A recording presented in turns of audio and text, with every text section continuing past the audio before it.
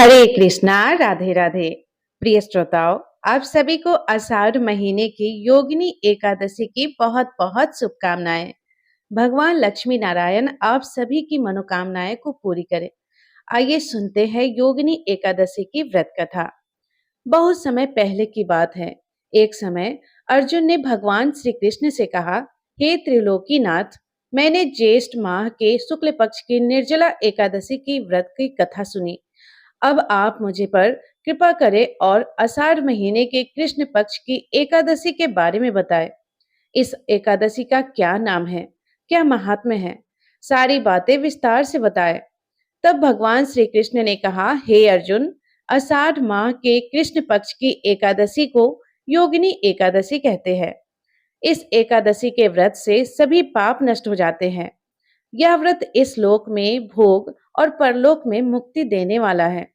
यह एकादशी तीनों लोकों में प्रसिद्ध है। इस एकादशी का व्रत करने से सभी पाप नष्ट हो जाते हैं।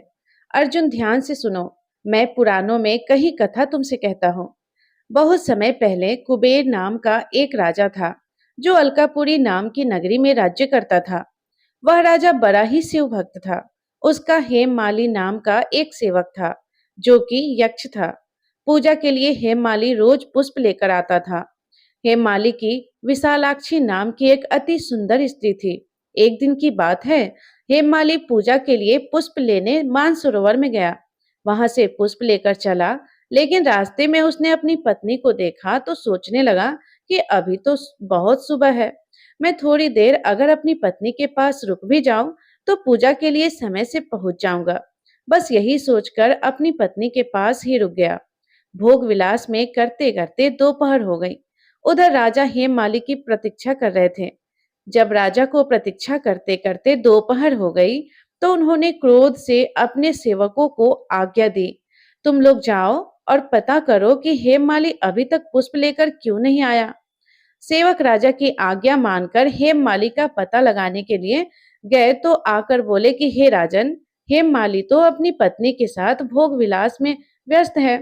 यह बात सुनकर राजा कुबेर को बहुत गुस्सा आया और उन्होंने हेममाली को बुलाने की आज्ञा दी। भय से कांपता हुआ हेममाली राजा के सामने आया। उसे अपने सामने देखकर राजा को बहुत क्रोध आया और मारे क्रोध के उनके होठ फड़फड़ाने लगे। राजा ने बड़े क्रोध से कहा, अरे अधम, तूने मेरे परम पूजनीय देवों के भी देव भगवान शिव का अपमान किया है। जा, मैं तुझे श्राप देता हूँ। तो स्त्री के वियोग में तड़पेगा और मृत्यु लोक में जाकर कौड़ी का जीवन व्यतीत करेगा। राजा कुबेर के श्राप से वह उसी क्षण स्वर्ग से पृथ्वी पर गिर गया और कोढ़ी हो गया। उसकी पत्नी का उससे वियोग हो गया। मृत्यु लोक में आकर उसने बहुत कष्ट भोगे, परंतु भगवान शिव की कृपा से उसकी बुद्धि मलिन नहीं हुई थी। उसे अपने पहले जन्म की सारी बातें याद थी। अनेक कष्टों को भोगता हुआ और अपने पूर्व जन्म को याद करता हुआ वह हिमालय पर्वत की तरफ चला। चलते चलते मार्कंडेय ऋषि के आश्रम में पहुंच गया। मार्कंडेय ऋषि अत्यंत वृद्ध और तपस्वी थे। दूसरे ब्रह्मा जी के समान प्रतीत होते थे। उनका वह आश्रम ब्रह्मा जी की सभा के समान ही शोभा देता था। ऋषि को देखकर हेममाली आश्रम में गया और ऋषि को प्रणाम कर उनके चरणों में गिर गया। हेममाली को देखकर मार्कंडेय ऋषि ने कहा कि तुम कौन हो और तुमने ऐसे कौन से कर्म किए हैं जिससे तुम कौड़ी हो गया है, भयानक कष्टों को भोग रहे हो। महर्षि की बातें सुनकर हेममाली ने कहा, हे मुनिवर, मैं राजा कुबेर का अनुचर था। मेरा नाम हेममाली था। मैं प्रतिदिन सरोवर से पुष्प लाता और शिव पूजा के सामान राजा कुबेर को दिया करता था। एक दिन की बात है कि मैं पुष्प लेकर चला, लेकिन अपनी पत्नी सुख में फंस जाने के कारण मुझे समय का ज्ञान ही नहीं रहा और दोपहर हो गई। मैं पूजा के लिए पुष्प लेकर नहीं गया। राजा को बड़ा क्रोध आया और उन्होंने मुझे श्राप दे दिया कि तुम अपनी स्त्री का वियोग भोगोगे और मृत्यु लोक में जाकर कोढ़ी बनकर दुख भोगोगे। इसी कारण से मैं कोढ़ी हो गया हूँ। इस पृथ्वी पर आकर भयंकर कष्ट भोग रहा हूँ। आप कृपा करें और मुझे कोई ऐसा उपाय बताएं जिससे मेरी मुक्ति हो सके। मार्कंडेय ऋषि को उस पर दया आ गई और वे कहने लगे कि हे माली, तुमने मेरे सम्मुख सत्य वचन कहे हैं, इसलिए मैं तुम्हारे उद्धार के लिए एक उपाय बताता हूँ।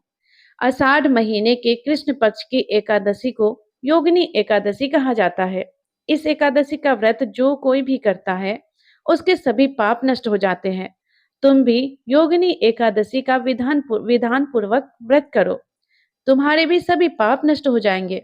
महर्षि के ऐसे वचनों को सुनकर हेममाली बहुत प्रसन्न हुआ और ऋषि के बताए अनुसार योगिनी एकादशी आने पर विधान पूर्वक योगिनी एकादशी का व्रत किया और भगवान श्री हरि की विष्णु की पूजा की। इस व्रत को करने से उसे अपना पुराना स्वरूप प्राप्त हुआ और वह अपनी स्त्री के साथ सुखपूर्वक रहने लगा। भगवान कृष्ण कहते हैं कि हे अर्जुन, योगिनी एकादशी की कथा का फल 88,000 ब्राह्मणों को भोजन कराने के समान है।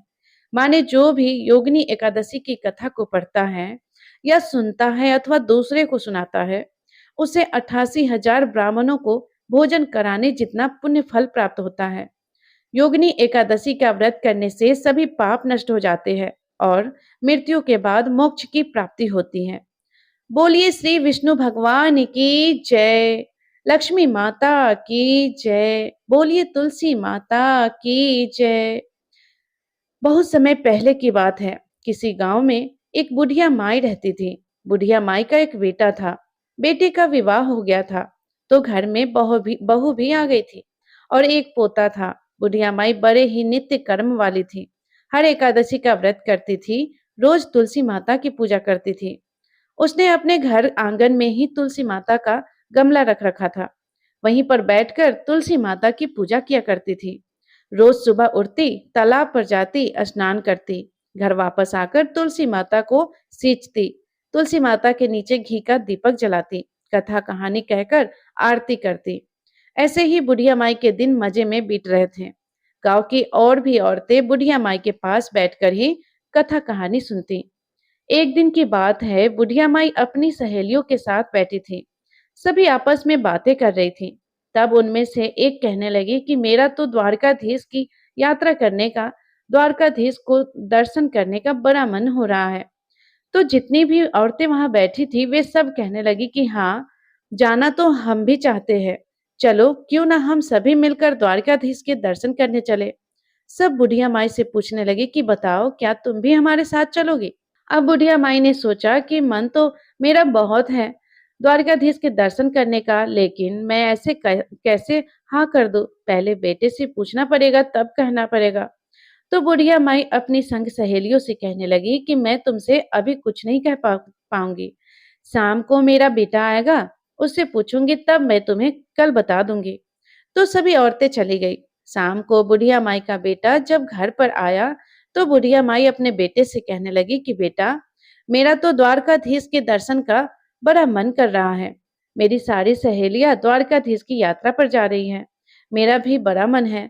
तो बेटा कहने लगा कि कोई बात नहीं माँ, अगर आपका मन कर रहा है द्वारकाधीश के दर्शन करने का तो आप भी चले जाओ। मैं आपकी यात्रा का सारा प्रबंध कर दूंगा। बेटे के मुंह से ऐसी बातें सुनकर बुढ़िया माई तो खुश हो गई। द्वारकाधीश का धन्यवाद करने लगी और कहने लगी कि बेटा, लेकिन केवल इतनी सी बात नहीं है, मुझे एक और बात की चिंता है। तो बेटा बोला, माँ बताओ आपकी क्या चिंता है। तो माँ कहने लगी कि बेटा, मैं तो द्वारकाधीश की यात्रा पर चली जाऊंगी। कम से कम मुझे 4-5 दिन तो लग ही जाएंगे। तो ऐसे में तुलसी जी की सेवा कौन करेगा, उन्हें जल से कौन सींचेगा, दिया कौन जलाएगा। तो बेटा कहने लगा कि माँ, इसमें चिंता करने की क्या बात है। तुम्हारी बहू है ना, वही तुलसी माता की सेवा करेगी। घर का सारा काम भी तो करती है, तो तुलसी माता में जल भी दे देगी, दिया भी जला देगी और तुलसी माता की पूजा भी कर लेगी। तो बुढ़िया माई कहने लगी कि बेटा, तू कह तो रहा है, लेकिन बहू ने कभी पूजा पाठ किया ही नहीं है। तू एक बार पूछ कर आ कि क्या वह मेरी तुलसी माता की पूजा कर लेगी। तो बेटा कहने लगा, ठीक है माँ, तुम्हारी तसल्ली के लिए मैं तुम्हारी बहू से पूछ कर आता हूँ। अब बुढ़िया माई का बेटा अपनी पत्नी के पास गया और जाकर बोला कि मेरी माँ द्वारकाधीश की यात्रा पर जाना चाहती है, लेकिन उन्हें चिंता है कि उनके पीछे से तुलसी माता की पूजा कौन करेगा। क्या तुम तुलसी माता की पूजा कर लोगी। अब बहू ने मन ही मन में सोचा कि अगर मैंने मना किया तो मेरे पति ही मुझसे नाराज हो जाएंगे, तो वह अनमने से मन से कहने लगी कि हाँ हाँ, क्यों नहीं करूंगी, घर का सारा काम करूंगी तो तुलसी माता की पूजा करने में मुझे भला क्या परेशानी होगी। अपनी पत्नी की बात सुनकर बेटा भी खुश हो गया। अपनी माँ के पास आकर बोला कि माँ, देखा, मैंने कहा था ना कि तुम बेकार की चिंता कर रही हो। तुम्हारी बहू ने कहा है कि मैं तुलसी माता की पूजा और सेवा कर लूंगी। अब बुढ़िया माई भी खुश हो गई। बेटा बहू को खूब आशीर्वाद देने लगी। बुढ़िया माई की द्वारकाधीश यात्रा की तैयारियां होने लगी।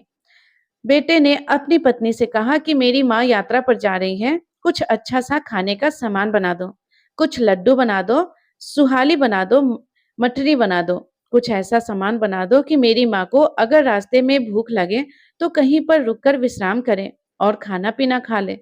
अब इतना सुनते ही उसकी पत्नी खूब जल भुन गई और सोचने लगी कि मुझे तो कहीं जाने आने देते नहीं है, मुझे तो मायका भी नहीं जाने देते। और देखो, यहाँ मेरी सासू जी 4-5 दिन के लिए यात्रा पर जा रही है। यात्रा पर जा रही है, वह तो ठीक है, इनकी पूजा पाठ का काम भी मैं ही कर लूंगी, इनके जाने की तैयारी भी मैं ही कर लूंगी। लेकिन अपने पति से कुछ नहीं बोली और कहने लगी कि हाँ जी, ठीक है, मैं माँ के लिए गोंदगिरी बादाम काजू के लड्डू बना दूंगी। अब बेटे ने सुना तो खुश हो गया। अब अगले दिन बेटा तो सुबह नौकरी पर चला गया। अब सास बहू दोनों यात्रा की तैयारी कर रही थी। बहू को तो बहुत गुस्सा आ रहा था, पर फिर भी अनमने से मन मन से तैयारियां कर रही थी। अब जब आई बात लड्डू बनाने की, सुहाली बनाने की, तो बहू ने क्या किया, तुलसी माता के गमले के पास गई, तुलसी माता के पत्ते तोड़े और एक डिब्बे में भर दिए और बाद में तुलसी माता का जो पौधा था उसे गमले से जड़ समेत निकाला और एक उस पोटली से बांध दी और कहने लगी कि लो, हो गए तुम्हारे लड्डू और सुहाली तैयार। अब अपनी तुलसी माता को अपने साथ ही लेकर जाना और वहीं पर सेवा करना। बुढ़िया माई के जाने का समय हुआ तो बहू ने वह डिब्बा और वह पोटली बुढ़िया माई को देते हुए कहा कि लो माँ जी, इसमें मैंने बादाम गिरी काजू के लड्डू बनाए हैं और इसमें मैंने सुहालियां बनाए हैं। आपको भूख लगे तो रास्ते में कहीं पर रुककर बैठकर खा लेना। अब बुढ़िया माई तो यह सुनकर बहुत खुश हो गई। मेरी बहू ने मेरा कितना ख्याल रखा, मेरे रास्ते के लिए खाना बना कर दे रही है। बुढ़िया माई ने बेटे बहू को खूब आशीर्वाद दिए और अपनी यात्रा पर चल दी। बुढ़िया माई अपनी संग सहेलियों के साथ पैदल यात्रा पर जा रही थी, क्योंकि पुराने समय में तो पैदल ही यात्रा करते थे। चलते चलते शाम हो गई। शाम हो गई, वे बहुत थक भी गई थी, तो उन्होंने सोचा कि चलो कहीं पर रुककर विश्राम कर ले और कुछ खा पी ले। तो एक स्थान देखकर सब की सब रुक गई। सोचने लगी कि चलो यहीं पर रुकते हैं, थोड़ी देर बैठेंगे, आराम भी कर लेंगे। जब बैठ गई तो सबने सोचा कि चलो कुछ खा पी ले। अब सब अपना अपना खाना निकालने लगे। किसी ने खाना निकाल कर देखा तो उसमें सूखी रोटियां थी, किसी ने निकाल कर देखा तो रोटी सब्जी थी, किसी ने देखा तो कुछ था, किसी ने देखा तो कुछ कुछ था। अब बुढ़िया माई ने सोचा कि जब सब खा रहे हैं तो जरा मैं भी खा लूं।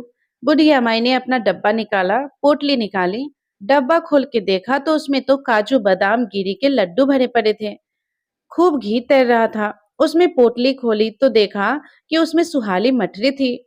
बुढ़िया माई तो देखकर खुश हो गई। बुढ़िया माई ने द्वारकाधीश भगवान को प्रणाम किया और द्वारकाधीश भगवान को मन ही मन वहां से भोग लगाया और भोग का जो लड्डू था, सुहाली था, उसे अलग रख कर दिया और उसके बाद अपनी संग सहेलियों से कहने लगी कि आओ बहन, तुम भी भोजन कर लो।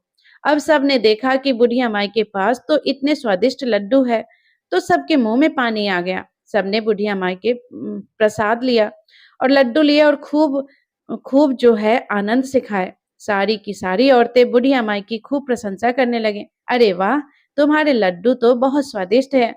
तब बुढ़िया माई कहने लगी कि यह मेरी बहू ने बनाए हैं। मेरी बहू मेरा बहुत ध्यान रखती है। उसने सोचा कि 4-5 दिन की यात्रा पर माँ जाएगी तो रास्ते में क्या खाएगी, तो मुझे लड्डू और सुहाली बनाकर दिए हैं। सारी की सारी औरतें बुढ़िया माई की बहू की प्रशंसा करने लगी। अरे वाह, तुम्हारे घर में तो इतनी अच्छी बहू आई है। एक हमारी बहू देखो, खाने के नाम पर एक सूखी रोटी दी है। सब अपना अपना खाना दिखाने लगे। अब बुढ़िया माई को अपने भाग्य पर बड़ा गर्व हो रहा था। उसे लग रहा था कि भगवान द्वारकाधीश की कृपा से ही मुझे ऐसी बहू मिली है, ऐसा बेटा मिला है जो मेरी इतनी परवाह करता है। तो बुढ़िया माई ने अपने बेटे बहू को खूब आशीर्वाद दिया। वहीं से और फिर द्वारिकाधीश भगवान का गुणगान करते हुए, तुलसी माता के भजन गाते हुए सारी सहेलियां आगे चलने लगी। चलते चलते एक दो दिन में द्वारकाधीश पहुंच गई। द्वारकाधीश पहुंची तो शाम का समय था। मंदिर में बहुत लंबी लाइन लगी हुई थी। अब सारी की सारी लाइन में लग गई। अब बुढ़िया माई लाइन में खड़ी है, मन ही मन सोच रही है कि हे द्वारकाधीश प्रभु, इतनी लंबी लाइन है, मुझे तो लगता नहीं कि आपके दर्शन हो पाएंगे। पट बंद होने का समय हो गया है और हमारा यहाँ आना बेकार हो जाएगा। अब बुढ़िया माई आंखें बंद करके द्वारकाधीश भगवान से प्रार्थना कर रही थी कि हे प्रभु, आपके दर्शन करने के लिए इतनी दूर से पैदल चलकर आई हो, आपके दर्शनों दर्शनों की प्यासी हूँ, मुझे दर्शन दे दो। जैसे ही बुढ़िया माई ने आंख खोलकर देखा तो चमत्कार हो गया। बुढ़िया माई तो लाइन में सबसे आगे खड़ी थी और द्वारकाधीश भगवान ठीक बुढ़िया माई के सामने थे।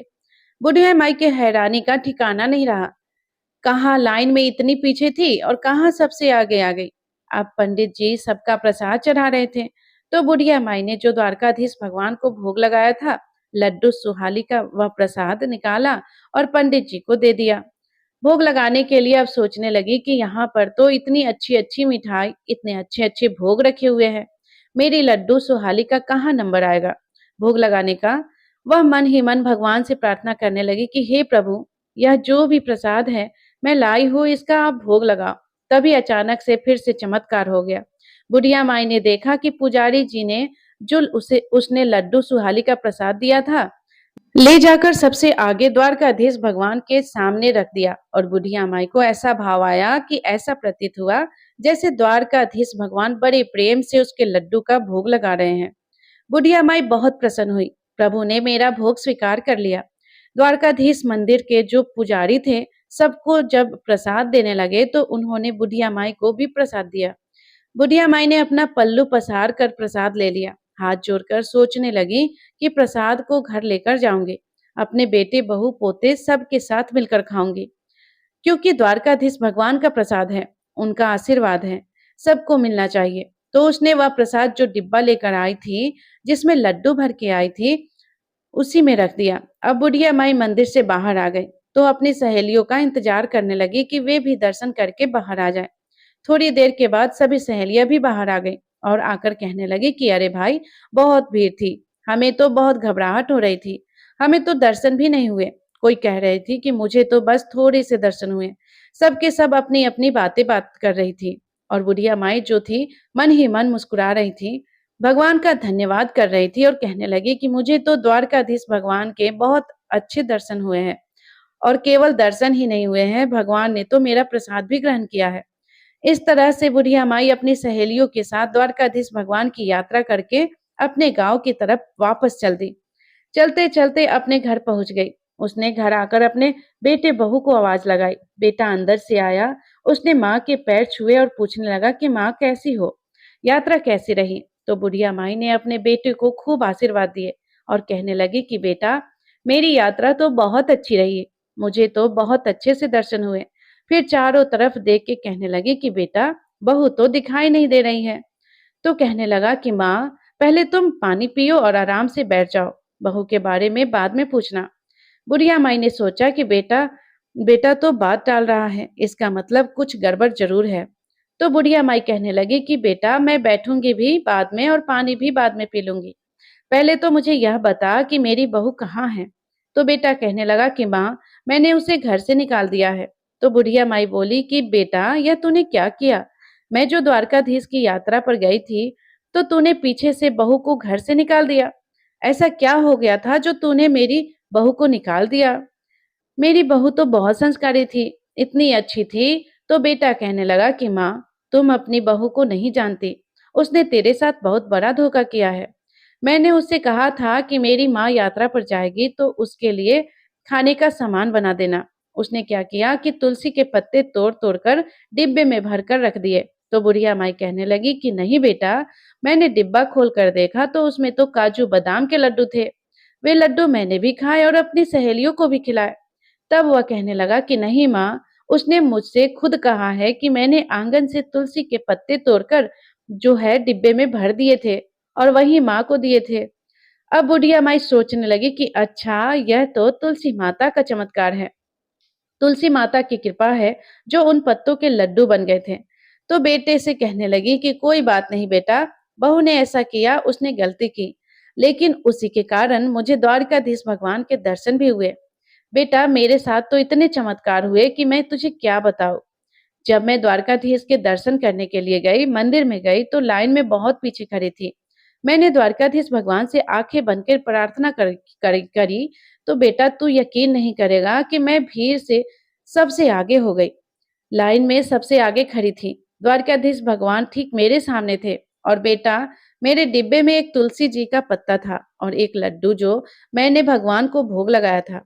जब मैंने पंडित जी को दिया तो वह पंडित जी ने द्वारकाधीश भगवान के बिल्कुल आगे ले जाकर रख दिया और मुझे ऐसा लगा जैसे द्वारकाधीश भगवान बड़े प्रेम से प्रसन्न होकर मेरे भोग ग्रहण कर रहे हैं। बेटा, मेरी बात मान, बहू ने चाहे जो भी किया हो, लेकिन बहू की वजह से ही मेरे साथ इतने चमत्कार हुए हैं और मुझे द्वारकाधीश भगवान के इतने अच्छे से दर्शन हुए हैं। बेटा, मैं तो द्वारकाधीश भगवान के दर्शन करके निहाल हो गई हूँ। अब तो मेरी बात मान, अब तू जा और अपनी बहू को लेकर आ। तेरी बहू मायके में ही गई होगी।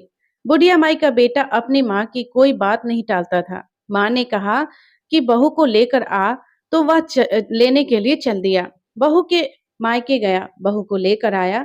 जब उसकी बहू मायके से अपने घर आई, तो आकर अपनी सासू माँ के पैरों में गिर गई, बहुत माफी मांगने लगी।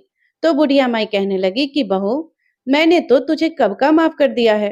तेरे ही कारण मुझे भगवान के दर्शन हुए हैं। तूने तुलसी माता के पत्ते मुझे डिब्बे में भर कर दिए हैं, उन्हीं के लड्डू बन गए और इसी के कारण द्वारकाधीश भगवान ने मेरा भोग भी स्वीकार किया, क्योंकि बिना तुलसी के तो भगवान भोग स्वीकार ही नहीं करते हैं।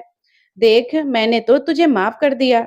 अगर तुझे माफी मांगनी है तो तुलसी माता से मांग, एकादशी माता से मांग। अब बहू तुलसी माता से माफी मांगने लगी। अभी बुढ़िया माई अपनी बहू से बात कर ही रही थी कि इतने में बुढ़िया माई के पोता खेलता हुआ वहीं पर आ गया और जोर जोर से कहने लगा कि दादी आ गई, दादी आ गई। अब बच्चे तो बहुत खुश होते हैं जब कोई भी बड़ा बाहर से आता है। उन्हें लगता है कि उनके लिए कुछ चीज लेकर आया होगा, कोई सामान लेकर आया होगा। तो वह कहने लगी कि दादी, तुम मेरे लिए क्या लेकर आई हो। तो बुढ़िया माई कहने लगी कि बेटा, मैं तेरे लिए द्वारकाधीश भगवान का प्रसाद लेकर आई हूँ। और इतना कहते हुए बुढ़िया माई ने जो वह प्रसाद का डिब्बा था, जिस डिब्बे में प्रसाद रखा था, उसे खोलने लगी। खोलकर उसमें हाथ डाला, लेकिन यह क्या, प्रसाद की जगह बुढ़िया माई के हाथ में तो कुछ और ही चीज आ गया। बुढ़िया माई ने अपना हाथ बाहर निकालकर देखा तो देखा उसने हाथ में हीरे मोती जगमगा रहे थे। बुढ़िया माई देखकर हैरान हो गई। बुढ़िया माई ने डिब्बे में झांक कर देखा तो उनका डिब्बा तो पूरा हीरे मोती से भरा पड़ा था। अब बुढ़िया माई का बेटा, बुढ़िया माई की बहू यह सब चमत्कार देखकर बहुत हैरान रह गए। बुढ़िया माई कहने लगी कि बेटा, मैंने तो इसमें द्वारकाधीश भगवान का प्रसाद रखा था। यह तो तुलसी माता की, एकादशी माता की और द्वारकाधीश भगवान की कृपा है कि मेरा यह डिब्बा हीरे मोती से भर गया है। अब बुढ़िया माई का बेटा और बहू तुलसी माता से माफी मांगने लगे। अपनी माँ की तरह तुलसी माता की पूजा करने लगे, एकादशी माता का व्रत करने लगे और इस तरह से बुढ़िया माई के दिन खुशी खुशी बीतने लगे। बुढ़िया माई के पास अब इतना धन हो गया था कि वह गरीबों की सहायता करती थी। गांव में अगर किसी को भी किसी भी चीज की आवश्यकता होती थी, तो बुढ़िया माई सबसे आगे खड़ी हो जाती थी। उसने निर्धन कुंवारी कन्याओं का विवाह कराए, कुएं बावड़ी बनवाए, बच्चों के स्कूल बनवाए, अस्पताल बनाए। बुढ़िया माई द्वारकाधीश भगवान के उस प्रसाद को, उस धन को खूब धर्म कर्म में खर्च करती थी। बुढ़िया माई जब तक जीवित रही, तुलसी माता की पूजा करती रही, एकादशी माता का व्रत करती रही, तुलसी माता को रोज कथा कहती और रोज उनकी पूजा करती, आरती करती। तुलसी माता और एकादशी माता की कृपा से बुढ़िया माई को मोक्ष की प्राप्ति हुई। हे तुलसी माता, हे एकादशी माता, हे द्वारकाधीश भगवान, हे विष्णु भगवान, जैसे आपने बुढ़िया माई पर कृपा की, वैसे ही कथा कहानी कहते सुनते सब पर अपनी कृपा बनाए रखना। बोलिए तुलसी माता की जय, एकादशी माता की जय, विष्णु भगवान की जय। तो प्रिय श्रोताओ, ये थी योगिनी एकादशी व्रत की संपूर्ण कथा और तुलसी माता की कथा। यदि ये कथा आपको पसंद आई हो तो वीडियो को लाइक करके कमेंट बॉक्स में जय श्री हरि विष्णु जरूर लिखिएगा। और अभी तक आप हमारे चैनल पे नए हैं तो चैनल को सब्सक्राइब जरूर कर लीजिएगा। धन्यवाद। राधे राधे। जय श्री कृष्णा।